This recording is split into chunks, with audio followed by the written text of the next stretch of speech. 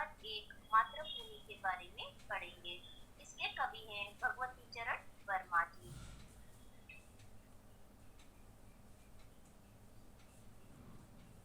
तो हम मातृभूमि के बारे में कवि भगवती चरण वर्मा जी क्या कहते हैं वो इस पद से हम लोग जानेंगे। कविता का आशय मतलब कवि का उद्देश्य क्या है। कवि हम छात्रों को क्या बताना चाहते हैं इस पद के द्वारा वो हम यहाँ पर लिखेंगे। छात्रों में देशभक्ति की भावना और देश के प्रति प्रेम को जगाना चाहते हैं।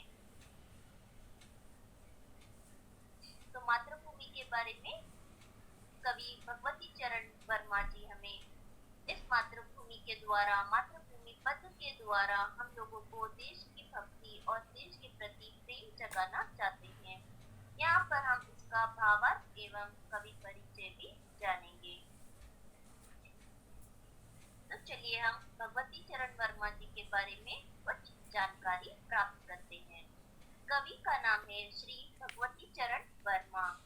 इनका जन्म 30 अगस्त 1903 में हुआ था। इनका जन्म स्थान है उत्तर प्रदेश के उन्नाव जिले में शफीपुर नामक गांव में हुआ था। इन्होंने अध्ययन मतलब इन्होंने पढ़ाई इलाहाबाद से बीए एलएलबी की डिग्री प्राप्त की है। इनकी प्रसिद्ध रचनाएं खुले बिस्रे चलचित्र, इनको इसमें साहित्य अकादमी पुरस्कार भी प्राप्त हुआ है। इनकी 2 बार फिल्में भी बनी हैं जिसमें चित्रलेखा उपन्यास है। कई उपन्यास कहानियां और प्रसिद्ध नाटक भी इन्होंने लिखे हैं। इनकी मृत्यु 5 अक्टूबर 1981 में इनका देहांत हुआ था।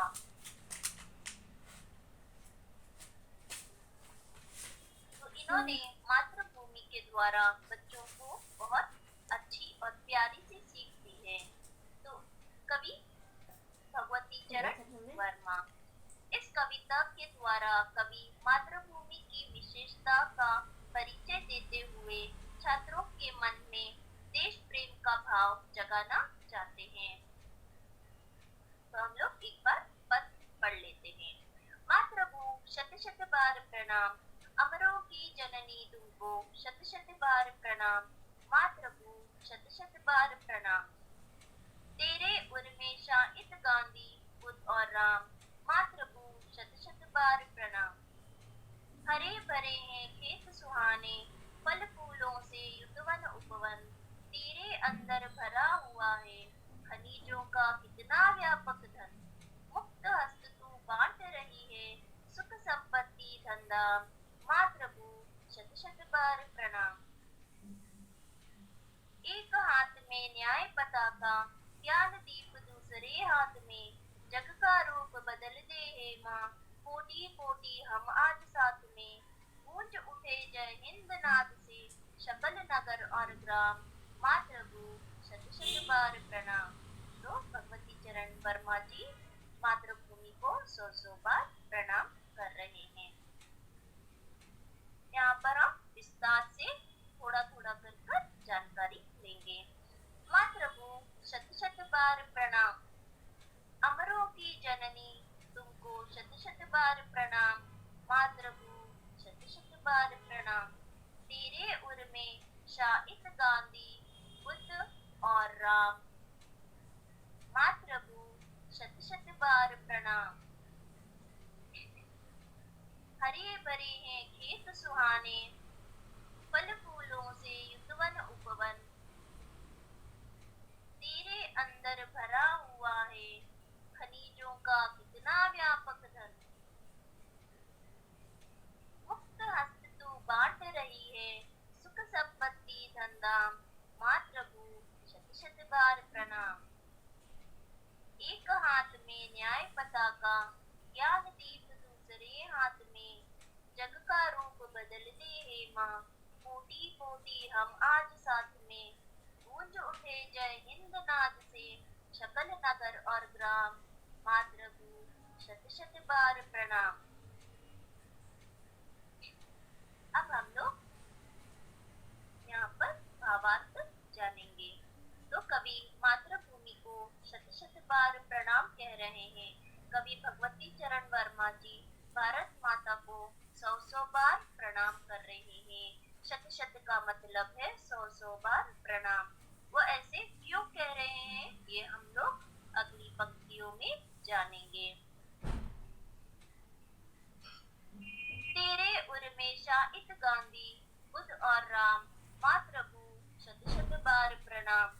तो वो कह रहे हैं कि तेरे अंदर गांधी बुद्ध और राम है, इसलिए वहां से ही आपको सौ सौ बार वो प्रणाम कर रहे हैं।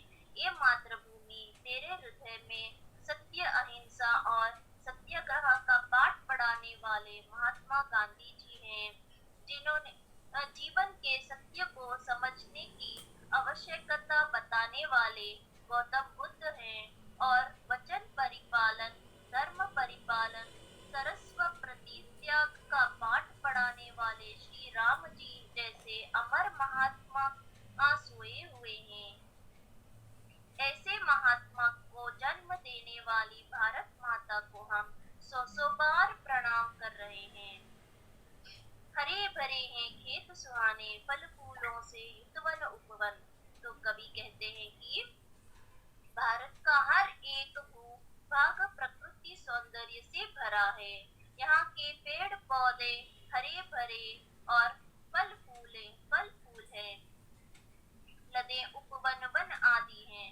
तो जिसे देखने से, जैसे कि हम खेत को देखते हैं या फूलों को देखते हैं तो हमें आनंद मिलता है, अंदर से हम लोगों को खुशी मिलती है। तो वैसे ही कवि कह रहे हैं कि ये मातृभूमि तेरे यहाँ पर खेत बहुत सारे हैं जो हरे भरे हैं, हर डाली पर फूल और फल लगे हुए हैं, जिससे देखने से हमको आनंद मिलता है, हमको खुशी मिलती है। तेरे अंदर भरा हुआ है खनिजों का कितना व्यापक धन।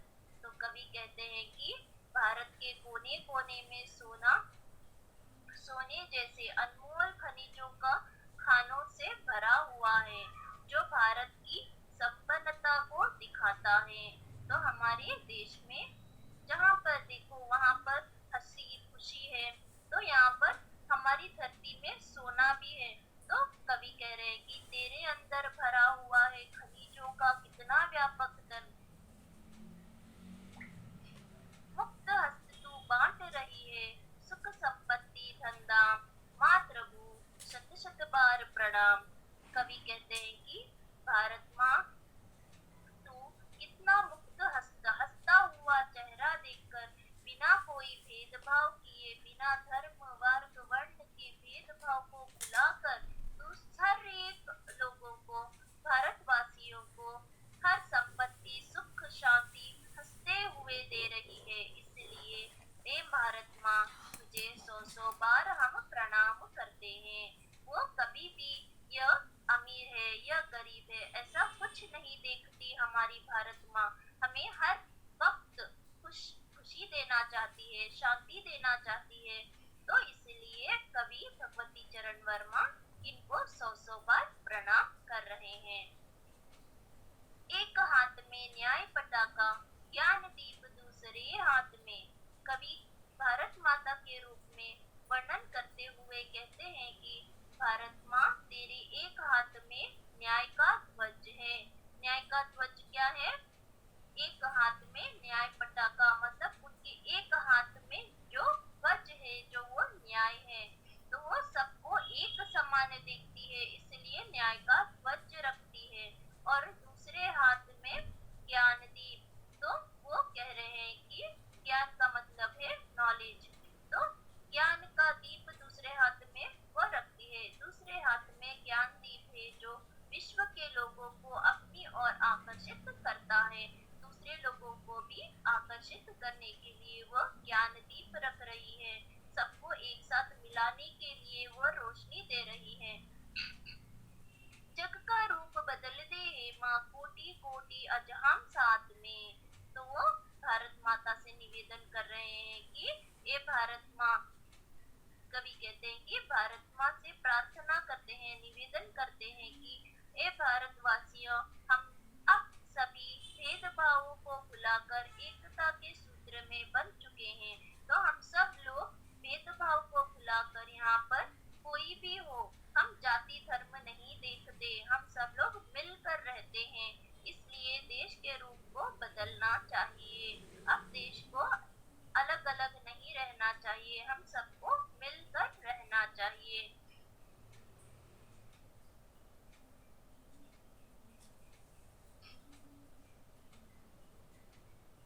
गूंज उठे जय हिंद नाद से सकल नगर और ग्राम, मातृभू शत शत बार प्रणाम। तो यहाँ पर कवि कहते हैं कि इस एकता के प्रतीक के रूप में देश की हर एक गांव और नगर जय हिंद के नारे से गूंज उठना चाहिए। यहाँ पर हर एक जगह पर जय हिंद का नारा लगना चाहिए। हम लोग भारत माँ की विशेषता के बारे में सबको बताना चाहिए। हमें सौ सौ बार माँ को प्रणाम करना चाहिए। यदि ऐसा होता है तो मैं तुम्हें भारत माँ, मैं तुम्हें सौ सौ बार प्रणाम करता हूँ।